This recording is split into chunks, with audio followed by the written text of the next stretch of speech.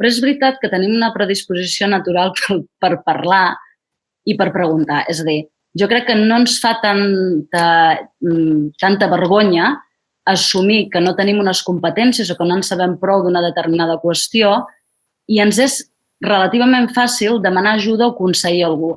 Jo sempre he pensat que és millor poqueta gent, però bona, ¿no? És una mica en aquest sentit, siguin homes o siguin dones, ¿eh? Es un cambio generacional, pero yo creo que también es que este giro en las direcciones, ese giro que estábamos diciendo que antes era más de ordeno y mando, en muchos casos, no en todos, por no generalizar, y este cambio a los liderazgos de ser más inclusivos de los equipos, tenerlos en cuenta, escucharles de verdad, también es que la gente està més contenta. Les dones ens ha costat molt, històricament, no? Anar aconseguint equiparar-nos i encara hi som. No?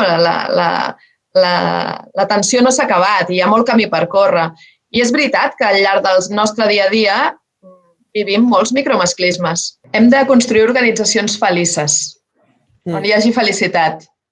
Jo estic completament d'acord. Un ha de poder anar a treballar feliç.